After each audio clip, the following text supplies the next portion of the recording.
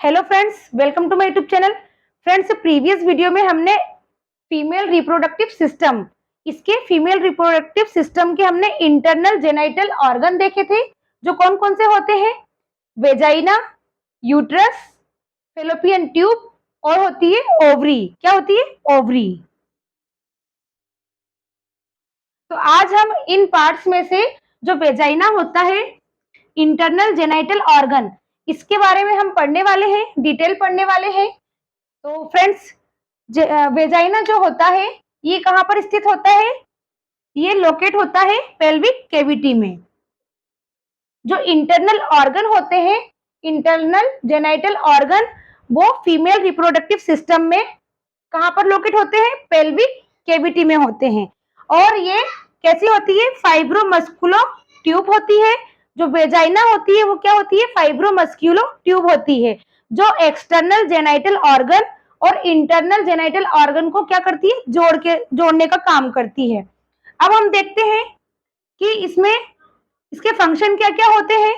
तो जो वेजाइना होता है, इसके मेन फंक्शन होता है during menstrual period provide way of blood flow. तो ये क्या करता है? जो पुबर्टी एज से लेके मेनोपॉज तक फीमेल्स में जो मेंस्ट्रुअल पीरियड होते हैं उस टाइम पर जो ब्लड फ्लो होता है उसके लिए एक रास्ता प्रोवाइड करती है। तो इसका ये मेन फंक्शन होता है वेजाइना का कि during menstrual period provide way of blood flow. तो ये रास्ता प्रोवाइड करता है एक फ्लो को, ब्लड फ्लो को जाने के लिए। सेकेंड है इसका क्वाइटस। क्वाइटस मतलब मेल और फीमेल जब क्वाइटस करते हैं तो उस टाइम पर क्या होता है? जो पेनिस होता है इसको भी ये रास्ता प्रोवाइड करती है। और इसी के साथ जो स्पर्म होते हैं वेजाइना के थ्रू जो फेलोपियन ट्यूब तक जाते हैं, इसमें भी इसका मेन रोल होता है कि ये रास्ता प्रोवाइड करता है, जिससे कि जो स्पर्म होते हैं वो ज्यादा मात्रा में फेलोपियन ट्यूब तक जाते हैं और आसानी से फर्टिलाइजेशन हो जाता है। नेक्स्ट है बेबी बर्थ। बेबी बर्थ के लिए भी ये मेन फंक्शन होता है वेजाइना का, जो कि डिलीवरी के टाइम पर जो बेबी डिलीवर्ड होता है उसके लिए भी जो वेजाइना होती है वो रास्ता देती है, मतलब ये way of expel out baby. तो ये तीन इसके मेन फंक्शन है वेजाइना के। अब इसके साथ ही हम ये देखते हैं कि जो एंटीरियर वॉल ऑफ वेजाइना ये कितनी होती है। यदि हम बात करें कि वेजाइना को हम यदि एंटीरियर वॉल ऑफ वेजाइना देखते हैं तो इसकी 3 इंच में क्या होती है? इसकी लेंथ होती है। और यदि हम सेंटीमीटर की बात करें तो 7.5 सेंटीमीटर होती है। इसी के साथ यदि हम posterior wall of vagina vagina को पोस्टीरियर वॉल ऑफ वेजाइना देखें तो इंच में इसकी 3.5 लेंथ होती है। और यदि हम सेंटीमीटर में देखें तो 9 सेंटीमीटर होती है। तो इस तरह से जो एंटीरियर वॉल ऑफ वेजाइना होती है वो 3 इंच और सेंटीमीटर में 7.5 सेंटीमीटर होती है। और इसी प्रकार से पोस्टीरियर वॉल ऑफ वेजाइना ये 3.5 इंच में होती है और इसकी लेंथ सेंटीमीटर में 9 सेंटीमीटर होती है। तो ये हमने देखा एंटीरियर वॉल ऑफ वेजाइना और पोस्टीरियर वॉल ऑफ वेजाइना। अब हम बात करते हैं इसके पीएच। तो वेजाइना का पीएच कितना होता है? 3.8 से 4.5 होता है। मतलब 3.8 से 4.5 तक जो होता है वो इसका सामान्य पीएच होता है। और ये कैसा होता है? पुबर्टी से लेके जो मेनोपॉज का जो टाइम होता है उस टाइम पर ये कैसे होती है? वेजाइना एसिडिक होती है। क्यों होती है?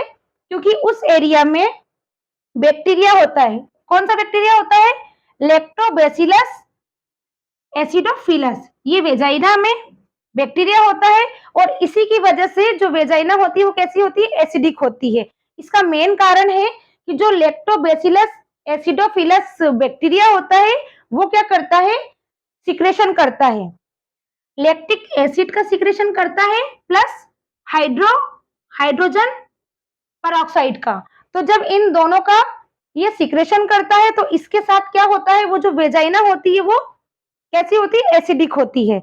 इसका मेन काम ये होता है कि जब वेजाइना एसिडिक होती है तो इससे जो पैथोजेंस होते हैं वो वेजाइना में ग्रो नहीं कर पाते हैं और कोई सा भी इंफेक्शन वहां पर नहीं हो सकता। तो ये बात हमें ध्यान रखनी है कि यहाँ पर जो बैक्टीरिया प्रेजेंट होता है और सिक्रेशन होता है, जो लैक्टिक एसिड और हाइड्रोजन परऑक्साइड का जो सिक्रेशन करता है उसकी वजह से जो वेजाइना होती है वो एसिडिक होती है।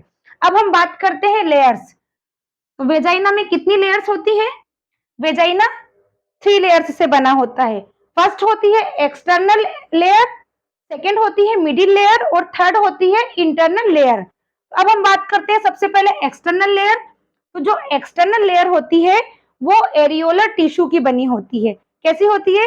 जो एक्सटर्नल एयर होती है, यहाँ पर जो एक्सटर्नल लेयर होती है वो एरियोलर टिश्यू की बनी होती है। सेकेंड लेयर होती है मिडिल लेयर, ये स्मूथ मसल की बनी होती है, स्मूथ मसल्स की। और जो इनर लेयर होती है वो स्ट्रेटिफाइड इक्वमस टिश्यू की बनी होती है। तो इस प्रकार से जो वेजाइना होता है वो 3 लेयर्स की होती है, जिसमें एक्सटर्नल लेयर एरियोलर टिश्यू की होती है, मिडिल लेयर स्मूथ मसल्स की, और जो इंटरनल लेयर होती है वो स्ट्रेटिफाइड इक्वमस टिश्यू की होती है। तो फ्रेंड्स, हमने अभी देखा कि जो वेजाइना और सारे जो इंटरनल ऑर्गन होते हैं, जेनाइटल ऑर्गन, वो कहाँ पर लोकेट होते हैं? पेल्विक कैविटी में। इसके बाद हम वेजाइना जो फाइब्रोमस्कुलर ट्यूब होती है वो क्या करती है? एक्सटर्नल और इंटरनल जेनाइटल ऑर्गन को जोड़ने का काम करती है। इसके बाद हमने देखा इसके मेन फंक्शन क्या क्या होते हैं। तो पहला, ब्लड फ्लो के लिए वे प्रोवाइड करता है। सेकेंड, स्पर्म और जो स्पर्म होते हैं उनको भी फर्टिलाइजेशन के लिए फेलोपियन ट्यूब तक जाने के लिए रास्ता प्रोवाइड करता है। और तीसरा मेन फंक्शन इसका है, जो बेबी बर्थ होता है उसके लिए भी इसका मेन फंक्शन होता है। तो ये हमने वेजाइना के फंक्शन देखे। इसके बाद हमने देखा एंटीरियर वॉल ऑफ वेजाइना। इसमें इसकी लेंथ 3 इंच होती है और सेंटीमीटर में यदि हम देखें तो 7.5 होती है। इसी के साथ यदि पोस्टीरियर वॉल ऑफ वेजाइना देखें तो इंच में इसकी लेंथ 3.5 और सेंटीमीटर में 9 सेंटीमीटर होती है। अब हम देखते हैं बैक्टीरिया। तो वेजाइना में जो बैक्टीरिया होता है वो लैक्टोबैसिलस एसिडोफिलस होता है, जो क्या सीक्रेट करता है? लैक्टिक एसिड और हाइड्रोजन पेरोक्साइड, जिसकी वजह से जो वेजाइना होती है वो एसिडिक होती है। इसके बाद हमने देखा 3 लेयर्स। वेजाइना जो होती है वो 3 लेयर्स की बनी होती है। तो फर्स्ट एक्सटर्नल लेयर जो एरियोलर टिश्यू की होती है, सेकेंड मिडिल लेयर जो स्मूथ मसल्स से बनी होती है, और थर्ड है इंटरनल लेयर, वो स्ट्रेटिफाइड इक्वमस टिश्यू की होती है। तो फ्रेंड्स, आज हमने इतना देखा। इसके साथ अब हम इसका देख लेते हैं आर्टीरियल ब्लड सप्लाई, कि वेजाइना में जो ब्लड सप्लाई होता है वो किस टाइप से होता है। तो इंटरनल इलियक आर्टरी के द्वारा वेजाइना में ब्लड सप्लाई होता है। ये यहाँ पर इसकी 2 ब्रांच होती हैं। कितनी होती है? 2 ब्रांच में ये डिवाइड हो जाता है। पहली होती है यूटेराइन आर्टरी और सेकेंड कौन सी होती है? Vaginal artery. तो इंटरनल इलियक आर्टरी ये 2 ब्रांच में डिवाइड होती है, यूटेराइन आर्टरी और वेजाइनल आर्टरी।